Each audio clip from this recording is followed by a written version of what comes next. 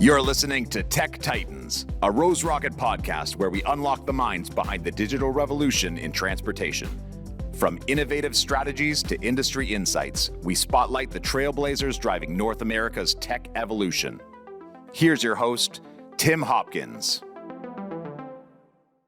Hello, everyone. I'm your host, Tim Hopkins, VP of Enterprise here at Rose Rocket. Welcome to Tech Titans. Each episode, we talk to people who are challenging the status quo and doing interesting work with technology in the world of transportation. Our guest today is John Gillespie. John is the Chief Technology Officer at Megacorp Logistics, an award-winning logistics company based in Wilmington, North Carolina. Top 100 logistics and freight brokerage, Megacorp has been serving customers ranging from small businesses to Fortune 100 companies for over a decade and has moved over $11 billion worth of freight since founding. John joined Megacorp in 2020 and has led their technology transformation. Pretty storied executive prior to his time at Megacorp. John held senior technology management roles in healthcare and telecommunications. Super excited to talk to you today, John, and to kind of get into what you've been up to and some of your experience. But maybe we can kick off and you can just tell us a bit about your day-to-day and what you do at Megacorp. Yeah, thank you, Tim. Thanks for having me on. The day-to-day in transportation is always varying. Anybody that's worked in this industry, I would say it's closest to like being a meteorologist. We can't predict the weather, and the weather heavily impacts how trucks move. So wearing the CTO hat here at Megacorp, we try to put things in kind of the four major like ITIL buckets. What is our operations concern and support around incident and problem management? So think of anything from supporting like new hires to a laptop that breaks, internet outages. Change and project management are separated out within the tech space. What is more kind of sprint CI/CD agile related that's in with kind of our consistent releases that is matching customer requests. So maybe from an API connection, something we got to change with Trapani or other various customers that we have integrated out there. And then the bigger projects. So those are more of our we'll weigh them out as a 50-50 existential crisis to strategic path to minimize the risk of failure. And that could be anything from the big changes on transportation management side, very much how Rose Rocket probably works with a bunch of their customers out there. So we do custom in-house, but well things in the data front to on customer relationship management. The CRM journey is always difficult, being in to your point, the 11 billion in freight, moved across with our various customers.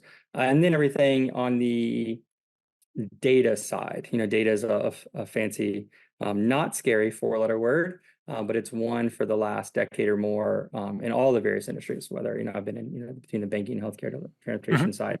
What do you do with it, and what does that word mean to the company, to the customer, sales, whether it's patients, down the line. And we're at an interesting place, and this is pretty early in 2024, but not only as an industry, but as a society to understand maybe some of the traditional models that we had from platforms, the big cloud revolution that occurred. And then the idea of what an application means, whether it's mobile, that friendly thing in your pocket, or to the more web-based to get away from like thick client. But the data portion, it's going to be interesting to see what happens over the next probably like 5 to 10 years from that structured to unstructured. And then what are these large language models? What can they do outside of the nutritional kind of reporting layer in that data layer? So, that's.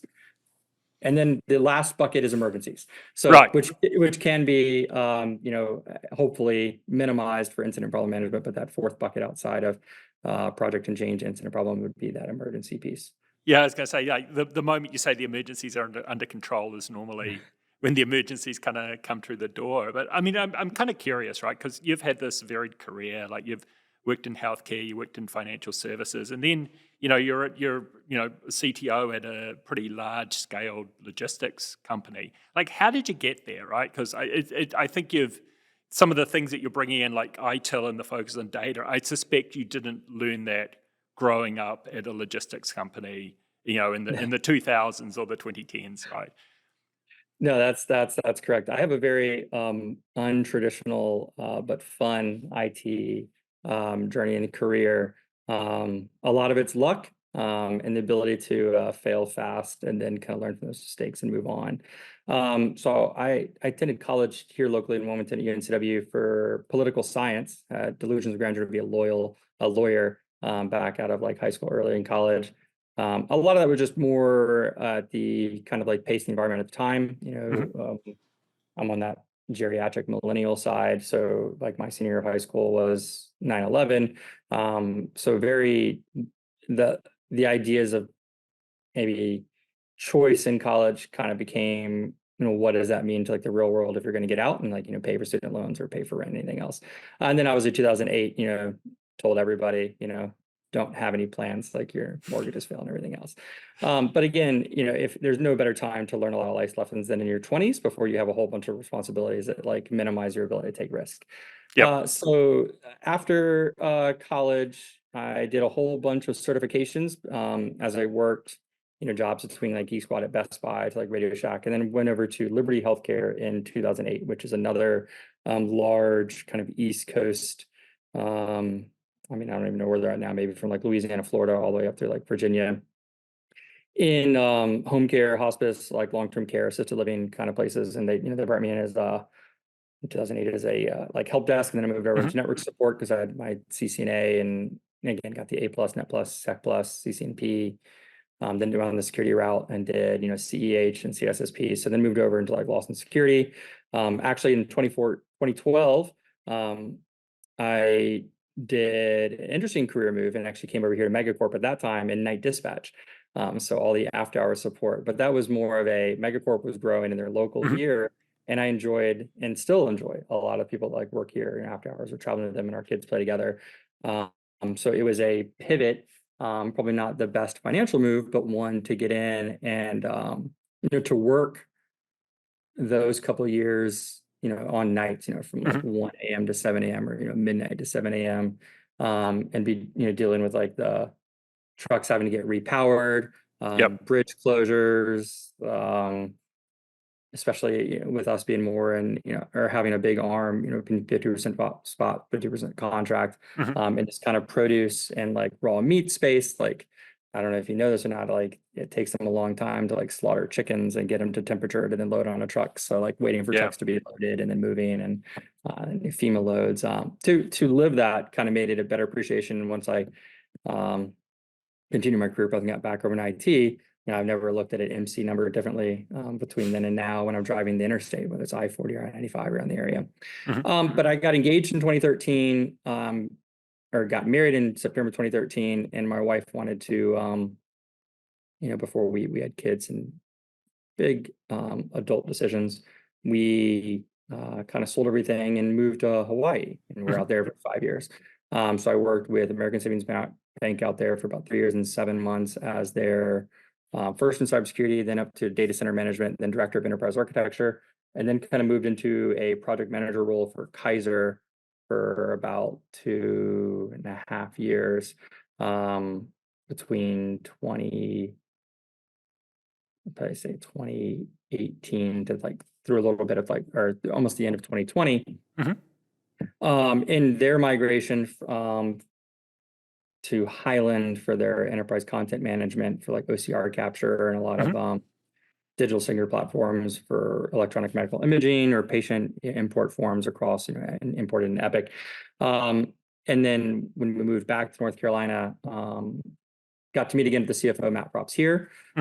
They were not much changed between when I left in 2014 to meeting him again in 2019, about 5 years.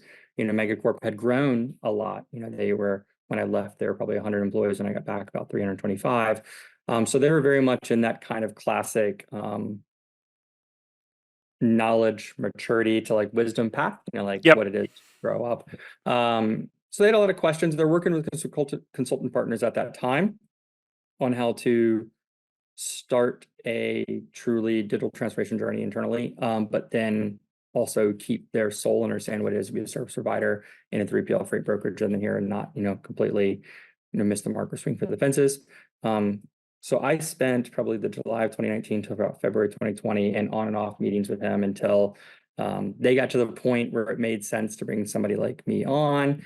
And then I got to the point that it made sense to take a risk again. Kaiser's huge, and they're very stable, and they provide an incredible amount of benefits. They're national, so there's a lot of opportunity there.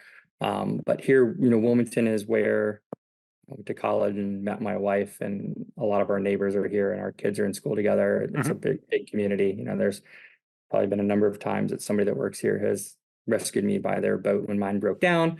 Kind of an IT guy, You not a can't you boat can't put a guy. price on that. Yeah. Exactly. And uh, they were asking the right questions of what they Yep. needed to do next year. We needed to do next year at Megacorp to be better. And then I was at a point in my career that, I think that through some of the better to be luckier, fail forward points, made Hmm. it to where I could provide some help, but then also step out of the way to make sure that we brought in the right people for the right reasons that are, truly experts like in their spaces, and kind of lead the journey through. Mm. And it's Yeah. been a big one. So Yeah, and I guess that's the bit that sort of like really interests me because like you're at Megacorp, you went off and you did some big things, and you kind of came back or had the opportunity to come back, and obviously you knew something about Megacorp, but it sounds like had scaled and scaled and scaled, but maybe hadn't looked at the infrastructure or the applications or the processes and things like that. But it still takes a lot to walk into a situation and go, like, yeah, I think stuff needs to kind of change here. Like, so what gave you the courage to kind of, to do that? Like to walk into like in effectively a job kind of interview process and say, look, this needs to be blue. The button needs to be on the red. I'm trivializing it, obviously, but yeah, all this stuff should needs to be in the cloud. Like how did you know that was the right answer? there's no quick, easy like answer to it other than a few times after moving back, I went to dinner with some of the people that work here that are still like brokers here or work Hmm. here operations, even work still on night dispatch. Over a few bourbons or beers or wings watching football. They were very vocal on some of their workflow problems. They were breaking down to your point, like maybe not necessarily the color of the button being blue, but why does it take me 13 clicks to get here? Yep. Why can't my phone be up when I'm in this state versus here? Why is there this delay like on this point? So, um, once I kind of heard enough of their individual stories, what it is to be within carrier setup, what does it be a night dispatch, what does it be like in an account manager, it became clear that there was this kind of collective back end process efficiency um, part that we needed to renegotiate, Right. and make sure that all the right people in the room come to the decision that it's like okay to change this. Hmm. And they were already getting close to that too. So we had an on-prem transport management system, and they were already in the journey of writing one that we're putting up in Azure and Hmm. a .NET platform. It was just maybe a little too all encompassing, right? They were, trying to write an accounting platform with a customer relationship management platform, with a load management platform, with, integrations to, I think at this point, I think we have like 80 plus, I think it's between 80, 83 or 89 different things integrated like into the Right. system. And when you're trying to build this giant spoke with a wheel kind of platform, because you think it can be all in one cohesive, yes, you maintain control and, but in our industry, every customer can truly be different. The way Yeah. that Costco treats load management is different than Smithville or Tyson, different than, um, you know, Centos to, you know, Chick-fil-A to Yeah. Five Guys. It's like it's all, they have their own inventory process, and then they also have their expectations on how that product will move to the next location to be produced. So we had to kind of break it up. Yep. So there was no, it took probably, again, over that 5 months, and even once I came in, a lot of morning coffees with the various other executives of the CFO or CEO, the owner, Ryan Legg, and telling them they should, they're asking a lot of the right questions, and even the consultant was giving them some of the right answers. But Hmm. maybe instead of thinking, like, what do we do good and we're really great at Megacorp is this load management, customer management, the sales, Hmm. full service relationship. Let's not change that. Like that's the soul of the company, and that's perfect. For lack of like better words, over the course of more than a decade, Hmm. it has been the glue that has allowed the linear, really amazing, short journey into success to be the, top 33 PLs. And to your point, I think we're in the top 75 full Hmm. transportation companies across the US now. But there's a different part of service arm. IT as a service is a real thing, and the world today is not going backwards. Like there's not very much that we do anymore that's by carrier pigeon or by short band radio or even on paper. There's some faxing out there, but most everything now through a life cycle at any various company, whether Mhm. healthcare, banking, and then transportation, has moved to this digital age. And I got to watch that in each industry. Mhm. The finance world, while I was there, was a big transition to mobile banking. Everybody was going to mobile check deposit. Nobody's using cash anymore. So, Zelle became huge, and obviously, Yep. Venmo became the personal one. So just watching that interaction from the traditional brick and mortar, and then what that created from a nuanced development standpoint, then IT, especially in a heavily regulated industry like banking, put a big onus on whether it's user identification, that the data that's behind it, and then how does that correlate out? Because I don't know if you know this or not, there's a lot of banks in the world. Yeah. So Yeah, we've got there's a few up here. Yeah. yeah. So 5, in fact. right. So it's a very interesting space to see the consumer side drive that. Like, Yeah. I think banks would have loved to kept brick and mortar and have people Mhm. always come in and use ATMs.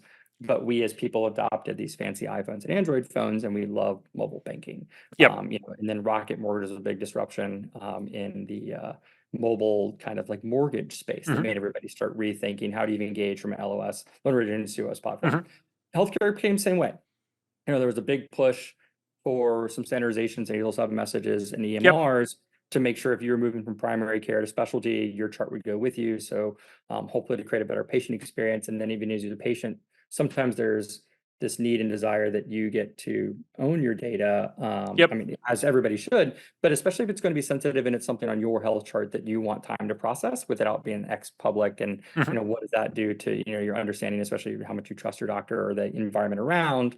And we'll have our different stages. So to be able to have that information, mobilely be mobile friendly, and web based, was probably a big driver. Uh, you know, to see where technology is truly an enabler. Mhm. Working with doctors has its like pluses. They're very intelligent, seasoned, but they also have very short time spans they want things done. Um, but they're very acute to telling you how they want it. So you have to Mhm. like learn how to communicate with these people that are so specialized, like Mhm. especially if they're in robotic surgeries. That when you start asking those same similar questions in transportation, there's a certain specialty here because people are like, we're an LTL, we're a drayage, Yep. we're international, we're on rail. And you can tell that they are so specialized in it that they that process is like the back of their hand, right? They know every click, every data point. So then if you abstract that, like, well, Mhm. how often do you call this customer? What platforms are you on? You can create an efficiency in how they're going to use either the mobile environment to their phones, or how do your emails like, look to them? What data are you transforming that should be in that versus like a platform? Well, how Mhm. are you tracking like loads? Is it, ELD? Is it GPS? Or do we not care because this Mhm. container like sits here and it moves, and there's a certain relationship? And then on the finance side, it's huge cash flow heavy. Pay carriers up front, long net 30 plus terms sometimes to get paid Mhm. by a customer. How do you make sure that that manages through to then minimize the big scary thing in our space is, the amount of fraud that can occur that can also create an X claim environment. And those things are always at that edge that, um, if you don't create this specific guardrails for, you're not protecting them, you're not protecting yourself, not protecting the customer. So you have to like, record these phone calls, document this, e-sign this, like everything follows X like legal T Mhm. to a to a fault. So, then you package that all up, in early 2020, Yep. you throw COVID at it, and there's no greater digital transformation than trying to stay in business when you have to force everybody home. And the Yes. supply chain is crunched, and you can't buy any hardware because China's not making anything. US isn't making anything, so you can't buy X computer component or X switch or X server. So then you have to quickly kind of pivot everything to be in Microsoft Azure, AWS, GCP, um, and then you also have to then look at a new world of if you're going to change that workflow to that button configuration of how they do their job, how else are they going to connect that might be untraditional versus, how people connected digitally in IT before, whether you're carrying RSA tokens or you logged into some Mhm. VPN client, the ability to have, we didn't go down in staffing at all. Like our numbers continue to rise, like during Yep. COVID and since then. Now we did have natural attrition where people, moved on and they changed jobs, but we didn't go negative in like headcount. So, and then we also never forced anybody during the time back in the office. And to this day, Mhm. so we support. I have an office, people being in, but we allow this like hybrid flexibility, but we make it as transparent as possible. So that new zero trust environment was also a big pivot away from traditional VPN. So to them, they can be, you know, on the beach in Turks and Caicos or playing golf, and everything Yeah. still works, phones to Yeah. emails, so they're full TMS and every tracking, and it functions almost no differently than it did in the office, unless there's a bandwidth concern, you know, cell phone dead spots or something. But they're not going through another rigmarole of like logging in more because we created this new kind of containerized user to device to the application with like in Mhm. Azure, all of its integrations back through it that create, to them a seamless flow. But to us in IT and the support the back and that development of it, hopefully to minimize one of those emergency or incident problem buckets, but also to be open, probably similar to what you guys have seen in the TMS is dead Rose Rocket space, that there's going to be a variation change on the customer front, the carrier front.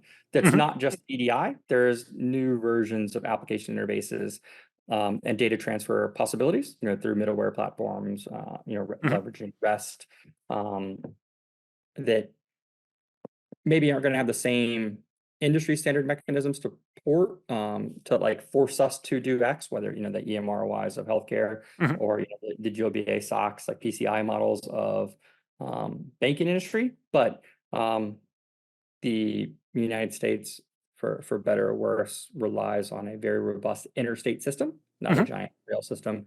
That interstate system is heavily supported by federal and the tax dollars that comes from a lot of the trucking industry.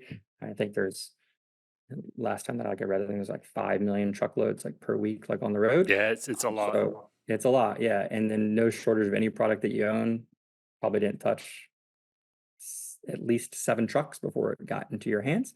Yep. So we move almost everything across the United States in that form, and just that as a giant support network behind it, and just the IT components are like a piece of it. The Yeah. rest are all the people behind it. Yeah, and I mean, I kind of, like look at the situation you must have found yourself in, right? Like you knew the domain and you'd spent a bunch of time looking at these industries that had been forced to transform. Like you mentioned the EMRs and HL7 and PCI and, probably a whole bunch of stuff that went on, post the Great Recession and banking. So transformation kind of happened, came into this organization that you knew and had scaled, but maybe the infrastructure had kind of stayed the same, the applications had kind of stayed the same. Spent enough time with people, and so you built this conviction that you'd seen change, so change was definitely possible, right? And you spent a bunch of time with the executives to kind of get them to kind of buy in, and then like COVID hits, and you're executing. You can't get the hardware. You're executing as what sounds like a pretty ambitious, kind of a software build. You got to get everything up to the cloud. You got to get everybody like remote access so they can actually kind of do their jobs. Like it's a lot. Like it's everything kind of coming at once. Like how did you hold that together? Right? Because it's like it kind of feels like all right, like hey, all the pieces are in the air, like and you're sort of having to juggle 1,000 different things at once. Sort of taking all these things and stringing a business together. Like how did you manage that process and keep everybody on board while we're all sitting there, and disinfecting our groceries at the same time? Yeah, that we all did that, didn't we? We bought Lysol, set them in the garage or outside, and sprayed it and brought them in. It filled Oh in the man, time. It filled in the time. it did. Yeah, it's a fight or flight response, and then I mean, just I guess like autopilot. It's very. I don't know when and how like mentally I did it with everybody else here and with the people like on the ground. It is like when we stop and reflect, perspective is something I always wish we had, like, in hindsight, right? Like, would I Yeah. have made the same decision if like I saw the crystal ball? We don't have that. And to your point, like everything was truly up in the air. Like, if I wind this back, I started March 2020, so it's been almost 4 years.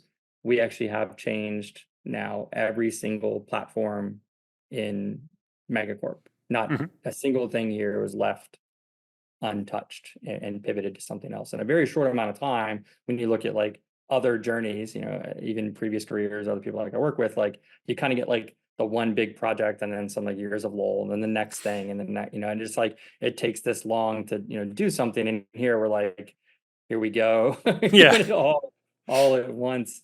And then you think you have an idea of what the prioritization is. We're like, well, we got to start with this Mhm. because it's definitely the one that's failing. And then as it's failing, something else breaks.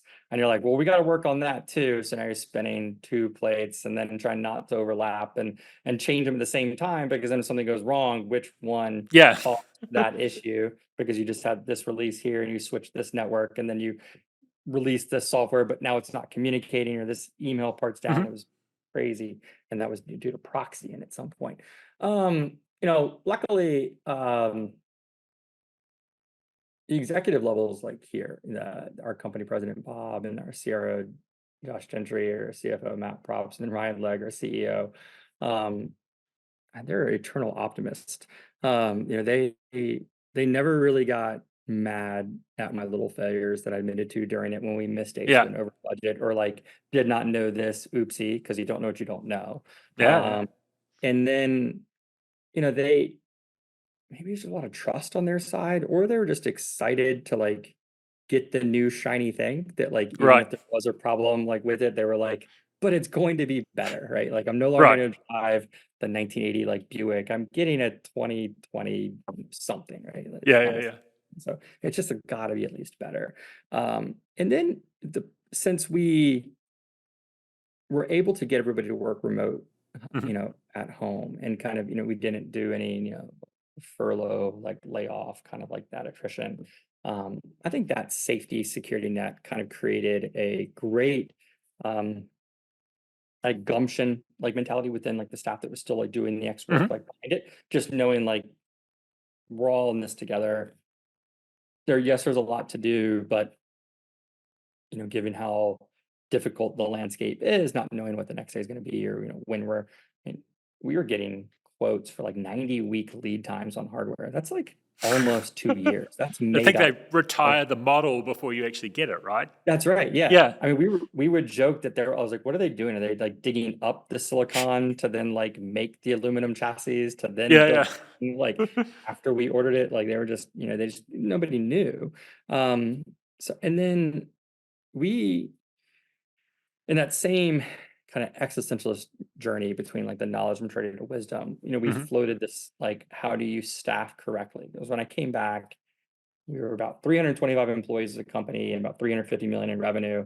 But when Right. I started with the consultants like help, we actually pivoted the IT team, away from like the 16 people staff it was, down to like 3 people with Mhm. large outsourcing contracts. And then Yep. over the last 4 years, we fully re-insourced. So now we're 42 people, we're 709 people as a company, and we're like 980 million in revenue, right? So that kind of like Right. tripling in revenue, doubling in people, and then moving away from managed service outsourcing models and internalized. And then that internalization of the IT staff, especially, I think created a lot of like really good, um, personal investment like stories, Yep. like the right people kind of doing the right things. And then since we're not on like the bleeding edge of innovative, we're tiptoeing into like large language models today. Yep. But we're not, drinking the whole glass and like living and dying by like AI, the same way that people did with, blockchain and things like Mhm. that before.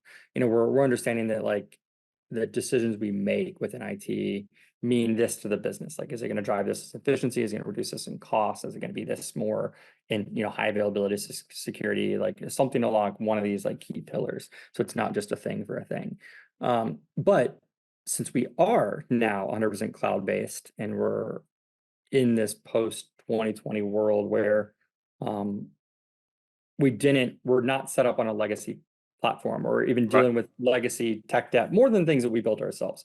Nobody's Mhm. perfect. So we have some things that we have to fix, behind the scenes, but who doesn't have skeletons in their closet? But we can't say no, just due to like an inundated long contract of X hardware, X platform Yep. over here. Now it becomes a better question of like, why do we look Mhm. at this and what we do next? And I think that removing of either, the risk or that chip on somebody's shoulder that they can't do it, or like tied in and like defaulted to mainframe technologies or something like that, right?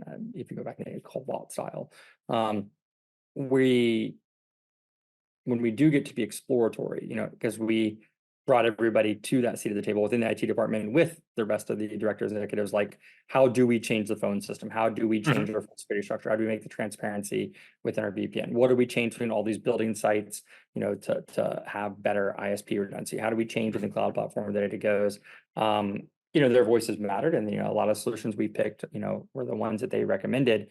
That really does create a big investment. So, like the buy-in part that you're Mhm. asking for from the company, to get the brokers involved and score for the feedback of how they want the systems, and they get to pick out the vendor, huge. The IT side being included in that for them to do the big deep dives and beat up requirements and call out what vendors can and can't do, and POC it into the ground, and then kind of they can connect the dots versus being dictated down from Mhm. somebody like me. Like, it's kind of what I've always wanted. I've Right. had glimpses of in the past. Like, I've had amazing mentors throughout my career too, that were very helpful and removed roadblocks and elevated, me, right? Mhm. Like, I didn't, fall into job career paths because of, you know, being born that way, right? You Yeah. can't just blink and just make it exist.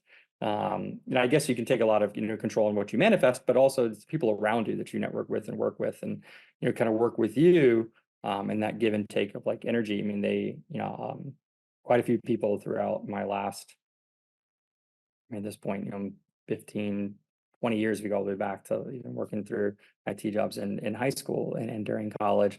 They took time to show me, do this better, do this better. Mhm. So that's that wisdom back into that knowledge and Yes. trading back. And here I've had the fortunate pleasure that not many CTOs get in their career, to come in and say, we have budget, we want to do these things, and you almost have a blank IT org chart. So go hire like all your own people.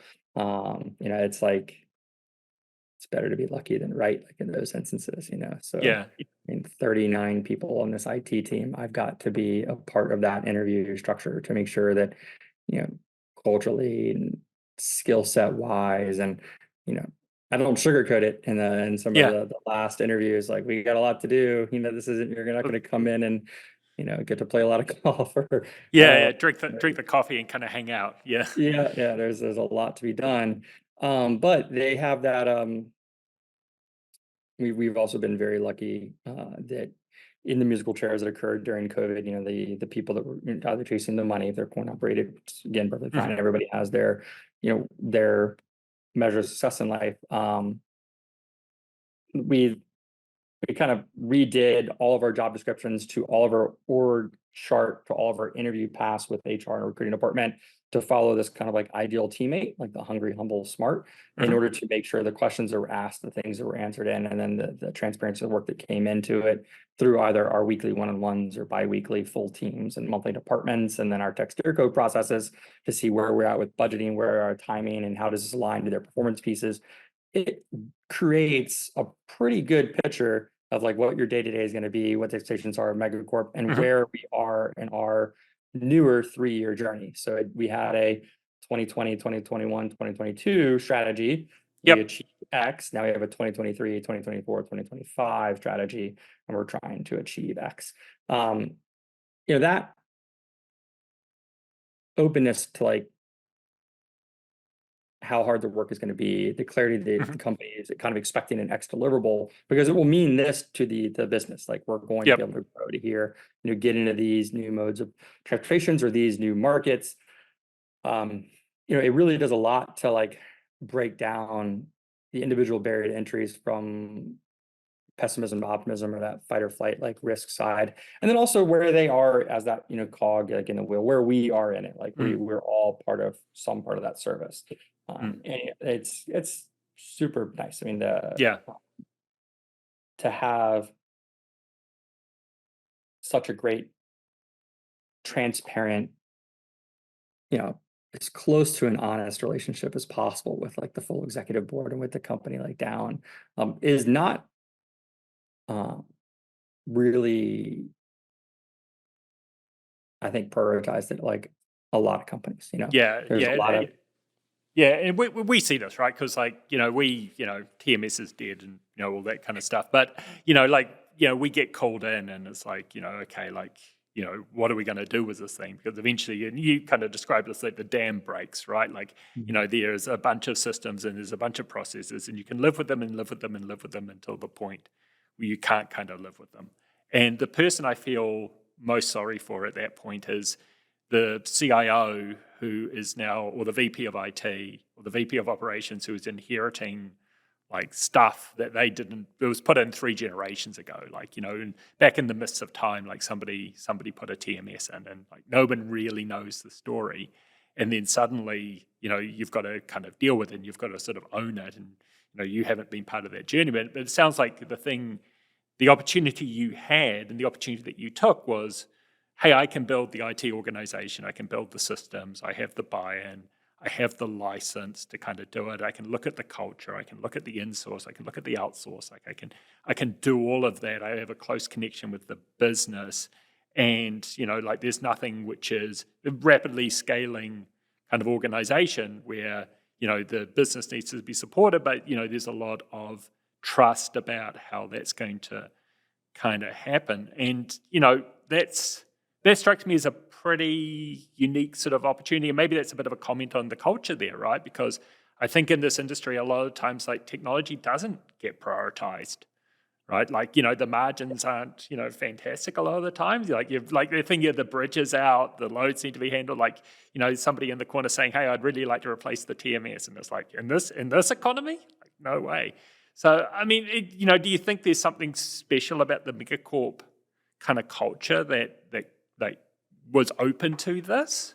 Like, is there some sort of special sauce you've got there at Wilmington where it's like, yeah, hey, big deep breath moment, everyone, we are going to commit and kind of do this?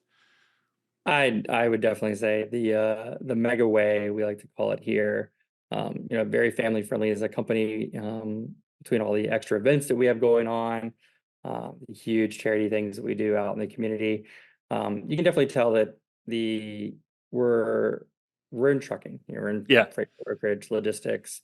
That's what helps all of us pay our mortgages and put our kids through school. And I know when our AC breaks, we're having to pay for that too, right? But at the end of the day, we're also all like people. Yep. And the people side of it is kind of the only true legacy like we'll all have, like later in life. And then luckily the group at the top, like between all the executives to the directors, even down to like the true larger department, like people managers. I don't think there's a single one that advocates that says we need to do this because we're going to make this much more money or we're going to win this customer. Everything kind of starts, well, if we do this, it means they can handle like more loads, right? We Right. don't, like it means this, like to the people, right? This office will be closer to their home, which is why we're open it like in Charlotte, so they can work and be able to bring out customers or have, like, it's a different, if you start with the people, and then you understand that you staff correctly with the experts in their spaces. Like we do have logistics people that have lived this for decades. Yep. They know the stories of the dial of the truck phone banks at the truck stops, right? Yeah. Everything pre-IT that they love to tell me about the stories of their journey till now, and then to now to the point there's like no way to go back because everybody drank all the Kool-Aid. But the secret sauce that we probably have here is that there are companies that overswing in IT. Yep. We knew who those are over the last year. The ones that truly thought the disruption would be digital brokerage, and let's remove the people from the equation. Generationally, there could be a day that could work. I don't know how that could work because of the nuance that comes in transportation management. There's, we all like knowing that if we dial 911, the police show up, the ambulance shows up. after being a night dispatch and sitting on the phone with that truck driver that's, coming out of Idaho, and his refrigerated unit breaks down, and he's just trying to figure out where he can go get it repaired so he can deliver the load, because he also has a mortgage at home and kids and stuff. Like, I think we all appreciate the community, the help that's provided, not just by coworkers, but just the way the whole network is out. And, Megacorp, we pride ourselves on, we leave no load on the dock, and we'll try to figure out how to make it work across like all the industries. And then the IT component's big part there. It's anytime they have a conversation with a customer to a carrier, the next thing it's going, we're like, well, where does this integrate? Where does this data part go? Because we know, watching these cycles, this loosening and tightening of the markets, and this wave that we ride, when we have better data in the past, now we're no crystal ball for forecasting, we can do the scary things. To your point, do we want to change the TMS because in this market, should we, right? But where we double down, like, in the markets, and we buy more of the new things and build them because we want to be prepared for when we come out. And that is risky, I would say, but also, if you lived in this space long enough, which a lot of our leaders have, and a lot of our more seasoned brokers, and obviously, like the big names that we mentioned before, and anybody that's looked at any stock or the rest of that top 30 list, like you say, that have been around 100 years, like C.H. Robinson, or really long time, like TQL and them, like, there's a way to survive and thrive in this space, and there's also a way to balance traditional brokerage transportation service industry, but then embrace where technology can be an enabler, help you within data integrity, minimize risk, and scale beyond anybody's what they used to possibly imagine what you could do with paper and fax machines and those dial-up truck phone banks and stuff that are out there. I don't think that there would be anybody you would meet, the CTO in my space, in the top 30, whether any of those companies you were to talk to, that the CTOs, probably CIOs, the technology team, like, isn't valued, because it's now like an ingrained functional foundation of almost all functions across the operation. Because again, like, if you ask the question, what are you doing not on a technology platform in transportation space, it's going to be very low. Maybe there's some BOLs or proof of deliveries that's on paper, but I promise you, all those somebody's taking a picture of and uploading now, or scanning them back in to digitize them. And then I don't think anybody, as much as we like those Motorola Razors, those Nokia candy bar phones back in the day, I don't see anybody giving up their Android iPhone phones anytime soon. And who owns a paper map anymore? Everybody's using GPSs. So, there's these kind of natural inflection points, just like the other industries, that pull in. And here, like, I think, Megacorp kind of dealt with it while I was gone for like a little bit. It was successful, like, without, but our owner, when I came back, was that first kind of Christmas, he was like, we've hid our technologies from our customers for the first like 12 years of the company. Now we're going to lead with it for like the next like 12 years. Because we heard from them too, just like I asked the questions, the brokers, operational staff, like what the clicks are and how they're using the systems. We heard from the customers what they wanted in reports, what they wanted in portals, what they wanted in tracking updates, how they want to see invoices, all their nuanced fields for like EDI integrations. There's a lot of streamlining that should occur like in this space, that will create a consistency, and you'll kind of get us a little closer to that true delivery date to true pickup date to movement, that they also want, so they can prepare for production cycles, for their own understanding of what's on their revenue generation side. And then when will this hit X store shelf, whether it's like a Costco or a Kroger that's out there. So we're very symbiotic in that support structure side. But Megacorp's fun. I mean, you can kind of see in my office, I'm a big Star Wars guy. I'm probably the only one in the office that kind of did it this way. But they, even if they like to make fun of me for it sometimes, they've also kind of embraced our techiness habits, because that individuality, that kind of uniqueness that we bring in, that energy, whether on my side for IT stuff, or the way that we sponsor like Brian Harmon and follow the golf, like tournaments and stuff, like creates a fun part of the culture that Hmm. it helps in brand awareness and winning customers and also like, in recruiting, but internally it also gives us something to root for. So not Right. just chasing the numbers game, not just personal successes, but like, we're a winning team kind of feel, which is cool. So if you're out on the golf course, or having some wings and some bourbon, and you met a new CTO who's walking into like a brokerage or a carrier or something like that, what would you tell them? What would you tell them about this industry, and what would you tell them to be thinking about? There's a lot of opportunities to success here. Um, Definitely check the ego like at the door, and there's no perfect book that tells you exactly like how to do it. I can't even write one after this transformation, because even if there are, sorry, certain governance laws Hmm. and regulations in the CLD like ELD space, for it, there is no standardization like across what we said before, like there's not the HL7 standard like healthcare and not the same compliance mechanisms as banking. But with that, if you understand kind of your core, like what do you do right? If you're walking into Yep. the carrier and on that asset base, Hmm. what is the win? Kind of what is that company's bread and butter? Like, are they flatbed, or are they van, or are they a drayage side, or are they rentals of carriers, or even intermodal?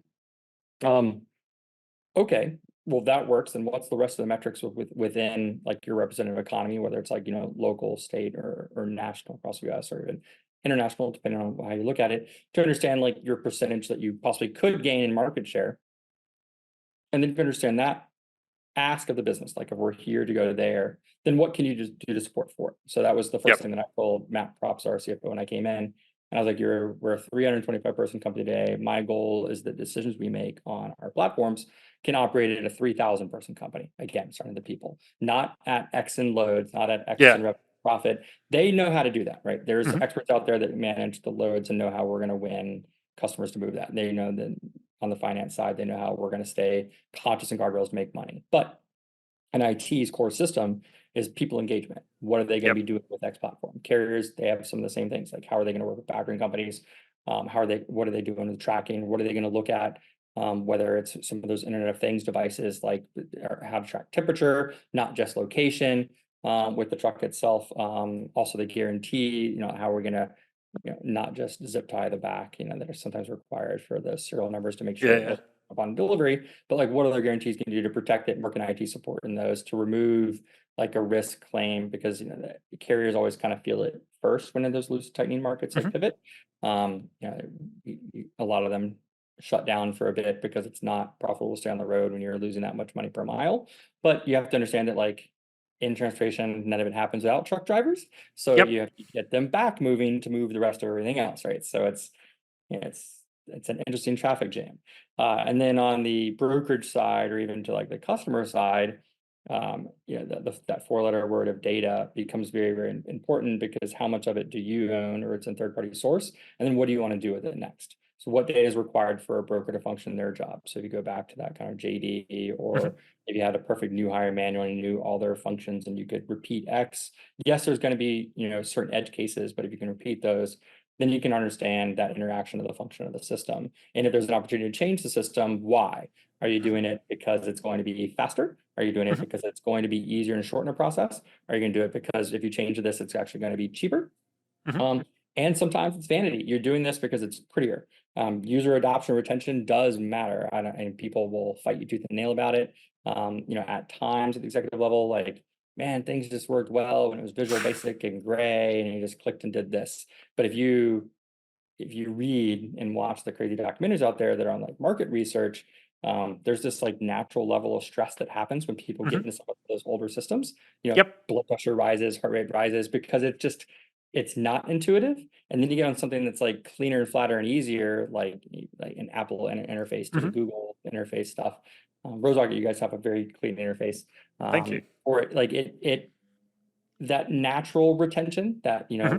the user experience adoption becomes an actual like crazy productivity increase, Hmm. because when you remove a scary factor from it, you've created an environment now.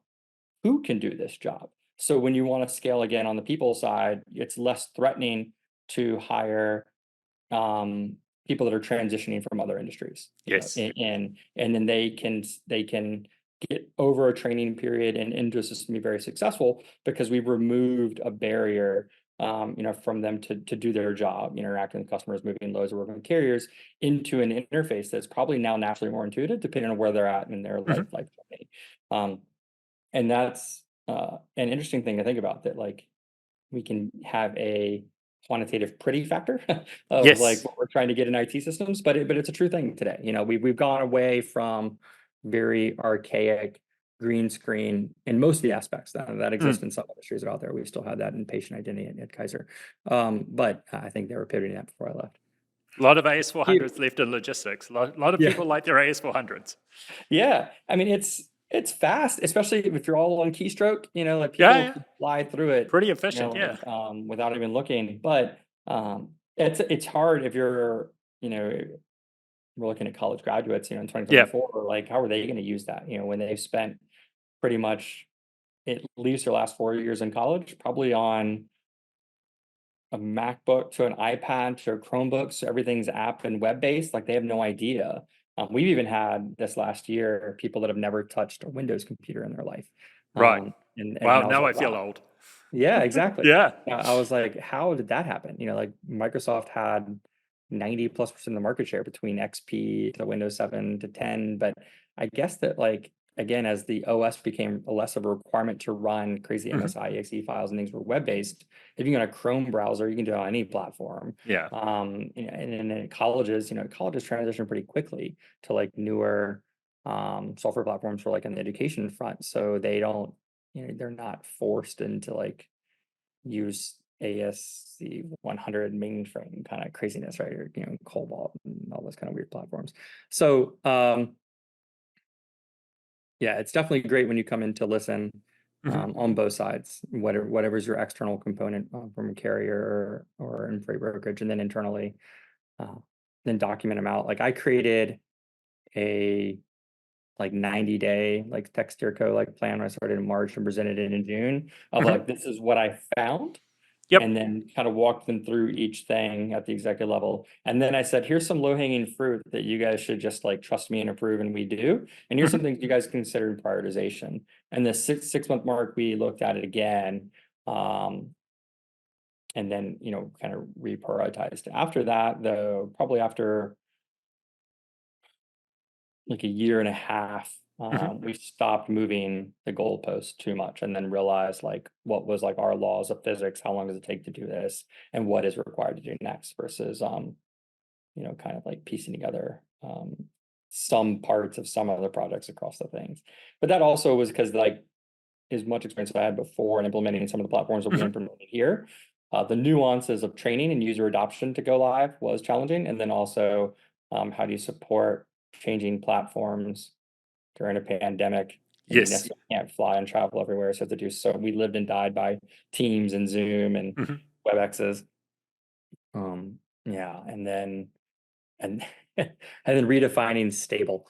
So, like one of probably the more fun successes and failures, like here, like at Megacorp at the same time, was when we rewrote our transmission system, and it changed partner hand multiple times, and it was underway before I came.